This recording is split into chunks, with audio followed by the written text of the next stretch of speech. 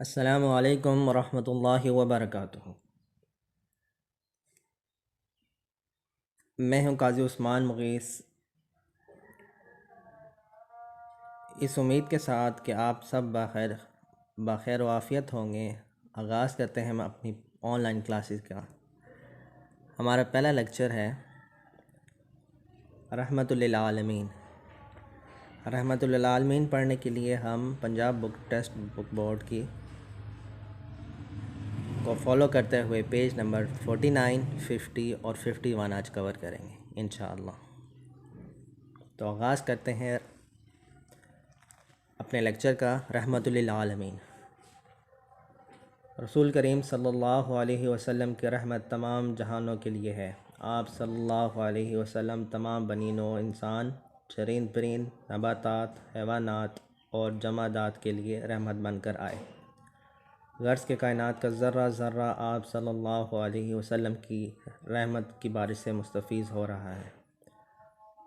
قرآن مجید میں ارشاد مبارک ہے، وَمَا أَرْسَلْنَاكَ إِلَّا رَحْمَةً لِلْعَالَمِينَ، سورۃ انبیاء آیت نمبر 107۔ اور ہم نے آپ صلی اللہ علیہ وسلم کو تمام جہانوں کے لیے رحمت بنا کر بھیجا ہے۔ حضور صلی اللہ علیہ وسلم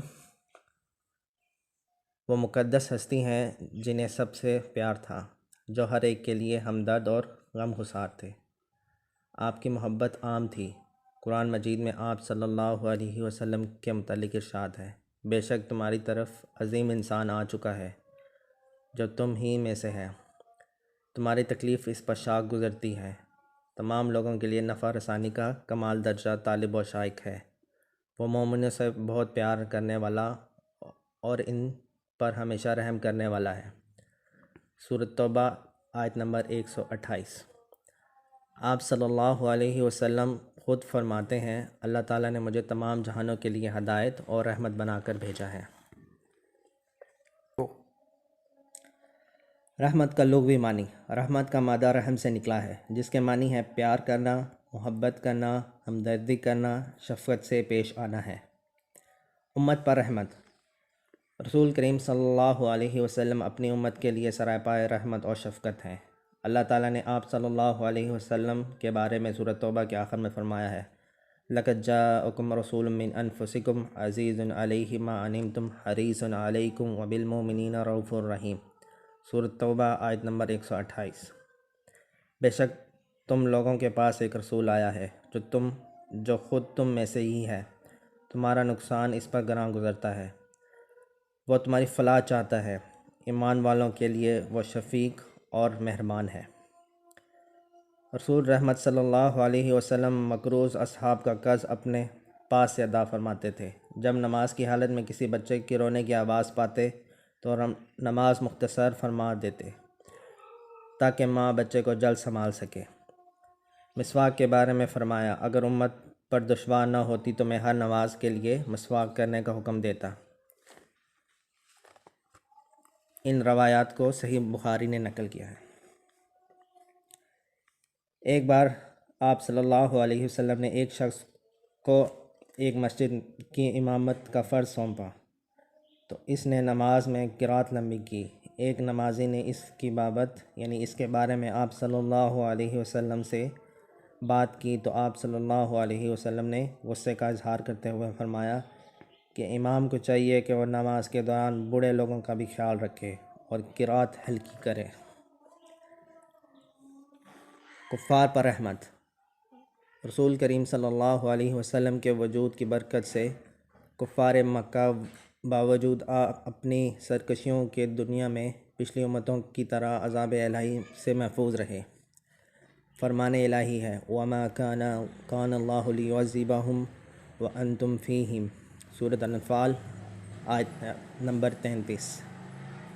اور خدا ان پر عذاب نازل نہیں کرے گا جب تک آپ صلی اللہ علیہ وسلم ان میں موجود ہیں۔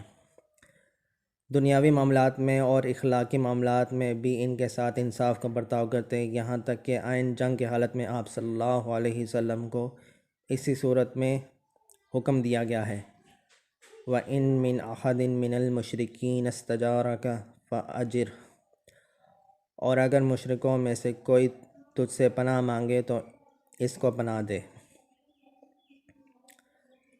جنگ احد میں رسول اللہ صلی اللہ علیہ وسلم کے دندان مبارک شہید ہو گئے، پھر بھی آپ صلی اللہ علیہ وسلم کی زبان پر دعائی الفاظ جاری تھے۔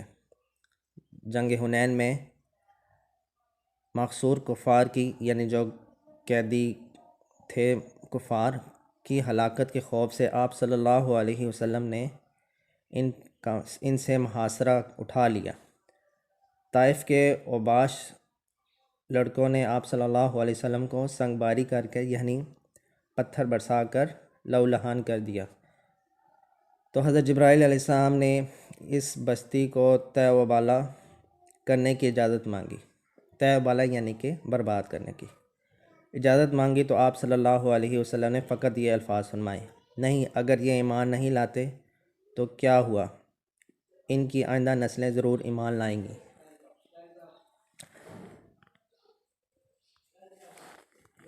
فتح مکہ کے دن جب کفار مجرموں کی طرح آپ صلی اللہ علیہ وسلم کے سامنے کھڑے تھے، آپ صلی اللہ علیہ وسلم نے سورۃ یوسف کی یہ آیت پڑھی، لا تثریب علیکم اليوم، سورۃ یوسف آیت نمبر 92 یعنی 92۔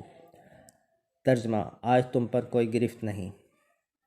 دوس عرب کا ایک مشہور قبیلہ تھا، اسی قبیلے سے ایک شخص طائف بن طفیل بن عمرو الدوسی نے اسلام قبول کیا، پھر انہیں ہی رسول صلی اللہ علیہ وسلم نے اس قبیلے کو تبلیغ کرنے پر مأمور فرمایا، لیکن قبیلہ کے لوگوں نے ان کی دعوت قبول نہ کی۔ جب حضرت طفیل رضی اللہ عنہ نے قبیلے کے لوگوں کے اس رویے کے متعلق بات کی تو صحابہ کرام رضی اللہ تعالی عنہ کو گمان ہوا کہ آپ ان لوگوں کے متعلق کوئی کلمات مضر فرمائیں گے، لیکن اس کے برعکس آپ صلی اللہ علیہ وسلم نے فرمایا، اللہم اہدنی دوسا وانت بہم، اے اللہ قبیلہ دوس کو ہدایت فرما اور انہیں دار اسلام میں لا۔ عورتوں پہ شفقت۔ اسلام سے قبل معاشرے میں عورتوں کی عزت نہ تھی۔ آپ صلی اللہ علیہ وسلم نے ان کو ماں، بیٹی اور بیوی تینوں حیثیتوں سے عزت دی۔ ماں کی حیثیت سے عورتوں پر شفقت۔ نبی کریم صلی اللہ علیہ وسلم نے ماں کا مقام یوں بیان فرمایا، الجنت تحت الاقدام الامہات۔ ترجمہ، جنت ماؤں کے قدموں کے تلے ہے۔ بیٹی کی حیثیت سے عورتوں پر رحمت۔ عربوں کے ہاں بھوک اور افلاس کی وجہ سے اپنی اولاد کو قتل کرنے اور لڑکیوں کو زندہ دفن کرنے کی کبیر رسم موجود تھی، یعنی بری رسم موجود تھی۔ آپ صلی اللہ علیہ وسلم نے اس کو ختم کرایا اور بیٹیوں کو والدین کے لیے باعث رحمت قرار دیا۔ آپ صلی اللہ علیہ وسلم نے فرمایا، جس آدمی کے گھر لڑکی نے جنم لیا تو وہ اسے قتل نہ کرے اور اس کی پرورش لڑکوں کی طرح کرے تو اللہ تعالیٰ یقیناً ایسے شخص کو جنت میں داخل کرے گا۔ پھر فرمایا، جو شخص 2-3 لڑکیوں کو یوں پرورش کرے کہ وہ جوان ہو جائیں تو قیامت کے دن وہ اور میں یوں ہوں گے جیسے 2 انگلیاں۔ بیوی کی حیثیت سے عورتوں پر رحمت۔ عربوں کے ہاں ایک عورت کی کئی خاوند ہوتے تھے۔ ایک مرد جتنے چاہے شادیاں کر لیتا، باپ کے مرنے کے پر سوائے حقیقی ماں کے اس کے تمام بیویاں بیٹے اس کے تصرف میں ہوتی۔ ایک مرد چاہتا تو عورت کو ہزاروں مرتبہ طلاق دے کر عدت کے اندر رجوع کر لیتا۔ اسلام نے اس رسم کو ختم کیا۔ سورۃ نساء میں ارشاد خداوندی ہے، وَعَاشِرُوهُنَّ بِالْمَعْرُوفِ۔ ترجمہ، ان عورتوں سے حسن سلوک سے پیش آؤ۔ سورۃ نساء آیت نمبر 19۔ حجۃ الوداع کے موقع پہ آپ صلی اللہ علیہ وسلم نے فرمایا، عورتوں کے بارے میں اللہ تعالیٰ سے ڈرو، میں تمہیں عورتوں کے بارے میں تقوی کی تلقین کرتا ہوں، ان پر تم اور تمہارا حق ہے، ان کا تم پر اور تمہارا ان پر حق ہے۔ بیوہ عورتوں کے لیے رحمت۔ وہ عورتیں جن کے شوہروں کا انتقال ہو جاتا، بعض لوگ جہالت کی وجہ سے ان کو منحوس سمجھتے تھے۔ حضور اکرم صلی اللہ علیہ وسلم نے فرمایا، بیوہ اور غریب کے لیے دوڑ دھوپ کرنے والا خدا کی راہ میں مجاہد کی طرح ہے، اور اس کے برابر ہے جو دن بھر روزہ رکھے۔ اور رات بھر نماز پڑھے۔ یتیموں کا والی۔ سورۃ ضحیٰ میں یتیموں کے بارے میں حکم ربانی ہے۔ فَأَمَّا الْيَتِيمَ فَلَا تَقْهَرْ، سو یتیموں کو مت ڈانٹو۔ سورۃ ضحیٰ آیت نمبر 9۔ فرمان رسول صلی اللہ علیہ وسلم ہے، مسلمانوں کے گھروں میں سب سے اچھا گھر وہ ہے جس میں کسی یتیم کے ساتھ بھلائی ہو رہی ہو، اور سب سے برا گھر وہ ہے جس میں کسی یتیم کے ساتھ زیادتی کی جا رہی ہو۔ یتیموں کا مولا، غلاموں کا مولا۔ حضور غلاموں پر خصوصی شفقت فرماتے۔ خطبہ حجۃ الوداع پر آپ صلی اللہ علیہ وسلم نے فرمایا، یہ تمہارے بھائی ہیں، جو خود کھاؤ ان کو کھلاؤ، اور جو خود پہنو ان کو پہناؤ۔ آپ صلی اللہ علیہ وسلم کی مالیت میں جو بھی غلام آتا، آپ صلی اللہ علیہ وسلم ہمیشہ اسے آزاد کر دیتے۔ زکوٰۃ کے مصارف میں ایک مستقل مصرف غلاموں کی آزادی مقرر کیا۔ بچوں پر شفقت اور رحمت۔ حضور صلی اللہ علیہ وسلم بچوں پر شفقت فرماتے ہیں۔ آپ صلی اللہ علیہ وسلم سفر پر تشریف لاتے تو جو بچہ راستے میں ملتا ہے ان میں سے کسی کو سواری پر بٹھا لیتے۔ آپ صلی اللہ علیہ وسلم کا معمول تھا کہ جب کوئی نیا میوہ آپ صلی اللہ علیہ وسلم کی خدمت میں پیش ہوتا تو حاضرین میں اسے سب سے کم عمر بچے کو دیتے۔ ایک دن خالد بن سعید بارگاہ نبوت میں حاضر ہوئے۔ ان کی چھوٹی بچی بھی ساتھ تھی۔ وہ مہر نبوت سے کھیلنے لگی۔ انہوں نے اپنی بیٹی کو ڈانٹا۔ حضور کریم صلی اللہ علیہ وسلم نے روکا کہ کھیلنے دو۔ بچوں پر رحمت کے متعلق آپ صلی اللہ علیہ وسلم نے فرمایا، من لم یرحم صغیرنا فلیس منا، جس نے ہمارے چھوٹوں پر رحم نہیں کیا وہ ہم میں سے نہیں ہے۔ غریبوں پر شفقت۔ رسول کریم صلی اللہ علیہ وسلم کی رحمت کی بارش امیر و غریب، شاہ و فقیر سب پر برابر یکساں برستی۔ رسول کریم صلی اللہ علیہ وسلم اکثر دعا کیا کرتے تھے، خداوند مجھے مسکین زندہ رکھ اور مسکینوں ہی کے ساتھ میرا حشر کر۔ آخرت میں رحمت۔ آپ صلی اللہ علیہ وسلم نہ صرف اس دنیا میں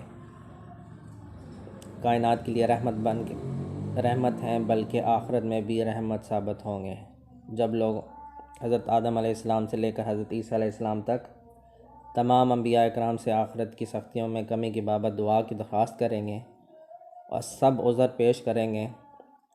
اس وقت آپ صلی اللہ علیہ وسلم ہی کی ذات